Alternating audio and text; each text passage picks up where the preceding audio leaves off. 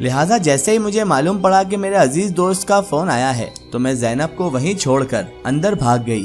Phone पर मेरी अजीज दोस्त मौजूद थी और मैं उससे बातें करने में मगन हो गई, क्योंकि बहुत वक्त बाद ही उसका फोन आया था और वो मेरी बहुत अजीज दोस्त थी। तो बातों बातों में वक्त का पता ही नहीं चला और मैं तो मगन हो गई बात करने में। लेकिन ज़ैनब वहीं रह गई थी और काश मैं उस वक्त ज़ैनब को अपने साथ ले आती, या फिर हम हमारी अम्मा का कहना मान लेते और हम बाहर बारिश में इतनी देर तक ना नहाते, बारिश में देर तक ना रुकते, तो शायद उस वक्त वो सब ना होता जिसके बारे में हमने कभी सोचा भी नहीं था। शायद अम्मा हमें इसलिए भी मना करती थी कि वक्त का कोई भरोसा नहीं होता और हमारी दुनिया में हमारे अलावा भी बहुत सारी मखलूक़ात होती हैं जो वक्तन बा वक्तन यहाँ पर मौजूद होती हैं और इंसानों पर शैदा भी हो जाती हैं।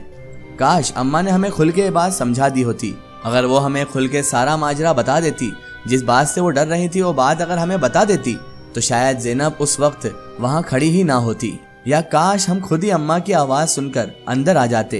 खैर ये उस वक्त की बात है जब वक्त असर और मगरिब दोनों का वक्त मिल रहा था और ज़ैनब थी मेरी बहन अपनी धुन में बारिश में उछल कूद कर रही थी, बारिश में भीग रही थी और असर मगरिब के वक्त के दरमियान की बात थी। तभी अचानक ज़ैनब को सामने से एक बहुत ही खूबसूरत, बहुत ही उम्दा किस्म की बिल्ली आती हुई नजर आई।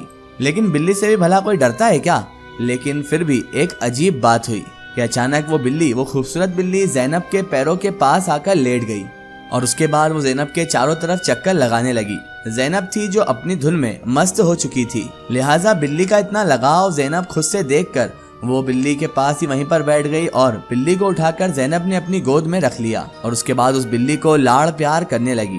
आखिर इंसान का नेचर होता ही ऐसा है, इंसान का व्यवहार होता ही ऐसा है कि वो किसी जानवर से जल्दी ही मानूस हो जाता है और अगर कोई खूबसूरत जानवर हो और वो उसके इर्द गिर्द आ जाए तो इंसान उसे लाड़ प्यार करने ही लग जाता है। अब मगरिब की अजान हो चुकी थी और मैं फ़ोन रखकर खिड़की तक आ चुकी थी और खिड़की से मेरी बहन ज़ैनब को ही मैं देखे जा रही थी। तभी अम्मा ने मुझे आवाज़ देते हुए मुझसे कहा, बेटा बहुत देर हो गई है और अंधेरा भी अब छा रहा है, जाकर अपनी बहन को अंदर ले आओ, वरना वो तो इतनी मगन है नहाने में जैसे उसे घर की कोई परवाह ही नहीं है, घर के अंदर आना ही नहीं है। जाओ बेटा, जाकर अपनी बहन को घर के अंदर ले आओ। अम्मा की बात सुनकर मुझे भी ख्याल आया और मैं फटाफट आंगन की तरफ अपनी बहन ज़ैनब को लेने के लिए भागी। ज़ैनब अभी तक बिल्ली को गोद में लिए बैठी हुई थी। मैंने ज़ैनब को पुकारा तो वो ऐसे चौंकने लगी, ऐसी चौंकी कि जैसे वो ख्वाब से बेदार हुई हो, किसी ने उसे झंझोड़ कर नींद से उठा दिया हो। मेरी आवाज़ पर एक नज़र बिल्ली ने भी ज़ैनब को देखा। उसके बाद उस बिल्ली ने अजीबोगरीब मियाऊ मियाऊ की आवाज़ निकाली और उसके बाद दूसरी तरफ उस बिल्ली ने छलांग लगा दी और वो वहाँ से अचानक से ही गायब हो गई। और ज़ैनब थी जो खोई खोई सी एक ख्वाब के आलम में ही मेरे साथ अंदर घर के आ गई। अम्मा थी जो हमें मुसलसल डांटे जा रही थी, लेकिन ज़ैनब थी जो ऐसे खड़ी थी जैसे उसे कुछ सुनाई ही नहीं दे रहा हो, अम्मा की बात का उस पर कुछ असर ही ना हो रहा हो, बल्कि वो तो अभी भी किसी ख्वाबों की दुनिया में मौजूद हो, किसी ख्यालों में खोई हुई हो, ऐसा हमें महसूस हो रहा था। मैंने उसे बुलाया और मैंने कहा, ज़ैनब क्या हुआ है? लेकिन ज़ैनब फिर भी ख्यालों में खोई रही और उसने मेरी बात का कोई भी जवाब नहीं दिया, जैसे उसे किसी ने ख्वाब से अभी उठाया ही ना हो। और उसके बाद ज़ैनब अजीबोगरीब हरकत करने लगी और वो वहीं पर फर्श पर बैठ गई और मेरी अम्मा और मैं उसकी सूरत देखने लगे। हम दोनों पूरे के पूरे बारिश के पानी में तरबतर थे और भीगे हुए थे, जो हमारे कपड़े और हमारी हालत देखकर अम्मा को और ज़्यादा गुस्सा दिला रहे थे। अम्मा चिल्लाने लगी, तभी ज़ैनब के मुंह से अचानक बहुत दर्द भरी आवाज़ निकली, अम्मा मेरा सर। ज़ैनब की आवाज़ में बहुत गैर मामूली, यानी कि मामूली सा बिल्कुल भी उसकी आवाज़ में दर्द नहीं था, अजीब व गरीब गैर मामूली पन ही था उसकी आवाज़ में।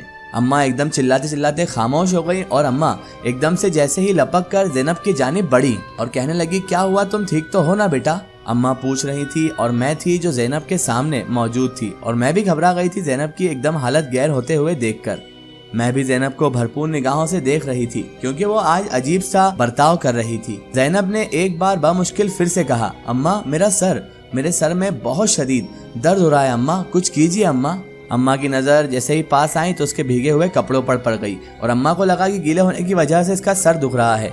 तो अम्मा ने चिल्लाते हुए कहा, चलो सर मत करो, सबसे पहले जाकर अपने ये भीगे हुए कपड़े बदलो, वरना ठंड लग जाएगी। अभी तो सर ही दुख रहा है, बाकी सब भी दुखने लग जाएगा, जल्दी चलो, क्योंकि तुम्हारे सर में भी दर्द इसीलिए हो रहा है कि तुम्हारे कपड़े भीगे हुए हैं और तुम ठंड से ही सर दर्द लिए बैठी हो। तभी ज़ैनब उठने की कोशिश करने लगी और उठते उठते अचानक नीचे गिरी और फिर ज़ैनब बेहोश हो गई। और उसके बाद हम दोनों माँ बेटी घबरा गए। मैंने और अम्मा ने जैसे जैसे उठाकर ज़ैनब को बेड पर लिटाया और कई घंटों बाद उसे होश आया तो वो बिल्कुल नॉर्मल हो चुकी थी, बिल्कुल साधारण। लेकिन अम्मा ने सख्ती से अब्बा से कहकर हमारे ऊपर पाबंदी लगवा दी कि अब हम बारिश में कभी बाहर नहीं निकलेंगे, दोनों बहनें। ये सुनकर मुझे अफसोस तो बहुत हो रहा था और मैं अपने अब्बा को, अपनी अम्मा को मनाने की तरकीबें भी सोचने लगी थी। लेकिन लगता था ऐसे जैसे ज़ैनब को इस बात से कोई फर्क नहीं पड़ा है कि उसे बारिश में भीगने दिया जाए, बाहर निकलने दिया जाए या ना दिया जाए। मेरे लाख बार पूछने पर भी वो सिर्फ और सिर्फ मुझे ही घूरती रही थी। ऐसा लगता था मानो ज़ैनब को अपना कुछ होश ही नहीं है और वो किसी बेगानी दुनिया में खोई हुई है।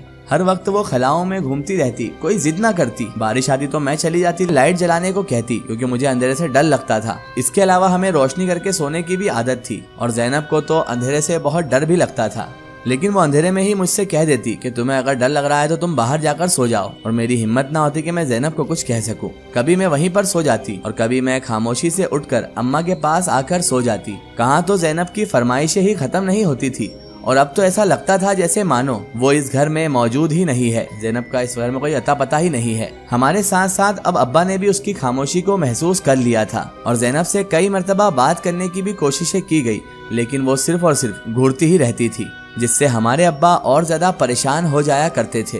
अम्मा अब्बा का ख्याल था कि सर के दर्द और बेहोशी की वजह से ज़ैनब के दिमाग का तवाज़ुन ठीक नहीं है और उसके दिमाग पर शदीद असर पड़ा है। लिहाजा ज़ैनब को कई डॉक्टर्स को दिखाया गया, लेकिन सब ने उसे रिपोर्ट्स के मुताबिक सेहतमंद करार दे दिया और उन्होंने कहा कि शायद बच्ची ने आप लोगों की बातें दिल पर ले ली है, कुछ ही दिनों में खुद ब खुद ही ठीक हो जाएगी। लेकिन ज़ैनब थी जिसकी हालत दिन ब दिन बद से बदतर होती जा रही थी। वो अपने कपड़े मैले मैले ही कई दिन तक पहने रखती, बाल भी बिखरे बिखरे रहते।